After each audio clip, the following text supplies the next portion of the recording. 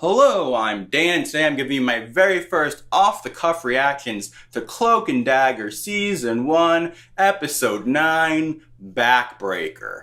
This was an interesting episode. It was the sort of a transitional episode leading into the big climactic finale, which, if that promo is anything to indicate, seems to be a really cool, exciting episode.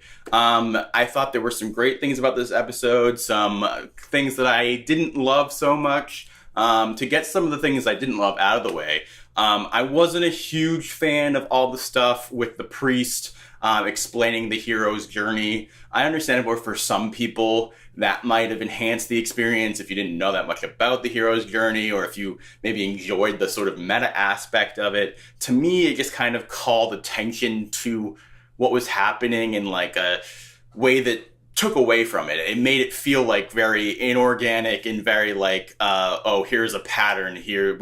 Obviously, a lot of shows and a lot of stories in general follow this pattern and this method of the hero's journey. But like specifically calling it out as you're doing it takes me out of the world of the show and makes me be like, oh, we're talking about this story that we're telling, which is a story. And I didn't love that personally.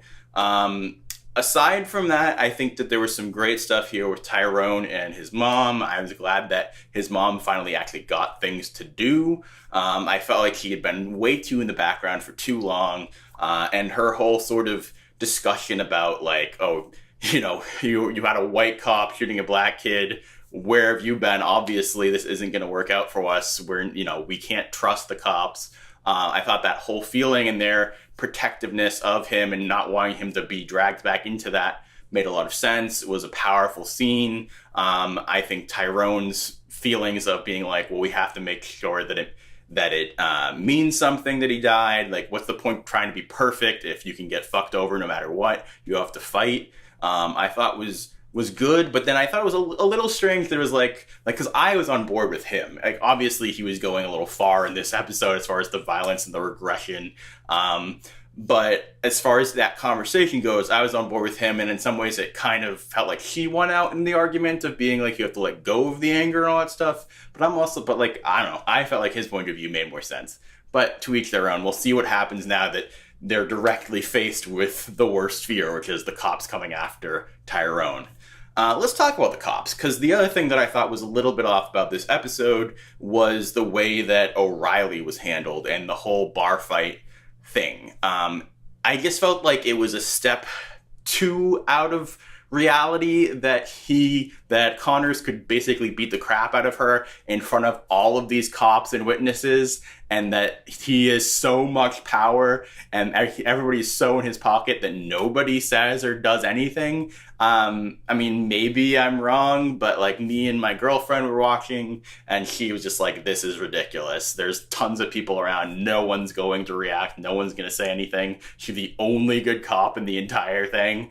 Seems a little bit silly, and not a huge fan of that. It just, obviously you can have people on his side, you can have people that he paid off, it can be like really hard to defeat the corruption, but it just felt like it went a little bit too cartoony in that moment. Outside of that, I thought Tandy had some awesome stuff in this episode. The whole thing of her being able to steal hope from people was very cool and interesting, and added an extra layer. And I like how they're sort of peeling away these layers of what are their powers, what are they capable of, what is it like. Yeah, okay, he can teleport and he can stab things, but there is a lot more interesting nuanced powers going on here as they evolve them and as they sort of pay homage to the comics and what happens there, and also sort of seem to wrinkle with it a little bit and expand it in different ways. Now, I haven't read a lot of the comics, but I've read a little bit about the comics, and it seems like they're sort of playing with the rules of the comic world and their comic powers in ways that aren't exactly tied to the most of the canon of comics. The whole being able to steal hope thing I thought was interesting, and it was setting up more of the sort of addiction themes, I feel like, that are really prevalent in the comics. Obviously there's the drugs here with her. But yeah, the bigger thing of her sort of being addicted to the hope from other people, that she needs that sort of high of other people's happiness, and also how that can sort of tie into the thing that the priest was saying about, are we seeing the birth of a villain, and her being very villainous of getting her boyfriend out of jail just to suck all his happiness out of him. Definitely seems pretty fucked up, and at least she's somewhat self-aware about that. And so then obviously we end the episode with her having to fight to save her mom, and this is her moment of, is she going to, find a way to be a hero here or not? I think that's cool. I'm excited to see that. I do think that this is an episode that felt the most sort of fucked over by the promo from the previous week. The fact that I both saw basically the ending shots of both Tyrone and Tandy in the promo. We have, her, about to use her powers to save her mom. Well, it wasn't completely clear it was to save her mom, but still, it's like, that's the last shot we see of her. And we saw the lights on Tyrone.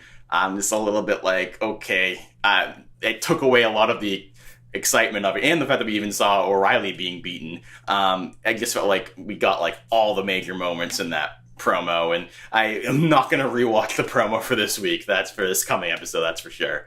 The last thing I want to touch on here is the sort of greater threat that they're building up with Roxxon and the energy that gave them their powers, and how that's going to create a destructive force that like threatens New Orleans. And we have the whole thing with Evita's aunt and all that stuff. And I personally don't love that stuff that much, because I felt like so much of this show is different from other superhero shows because it is smaller, insular stories, that it's about fighting real world people with these crazy powers. And so I'm like, not to say that I don't want them to ever have like supervillains or whatever, but at least this season one, it's like, the thing that I'm excited about is seeing them finally defeat Connors, or seeing Tandy, have to defeat this assassin person. Like, I don't know that I need something bigger than those personal stakes. I don't need them to save all of New Orleans personally. And it just feels like we're taking it from this sort of down and dirty thing and heightening the stakes up really high right at the end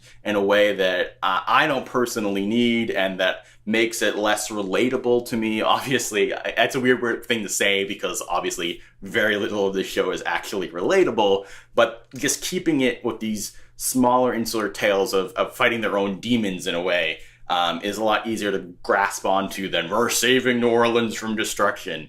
And I just felt like it's more fresh that way. So let me know if you guys agree with that. I'm not saying that I hate that or anything. It's just, I like this more focused stuff. So let me know what you guys thought of the episode, what you're excited for in the finale, what you want to see out of season 2. I'm so excited to talk to you guys, hear your opinions, and to watch that finale. I'll see you next week.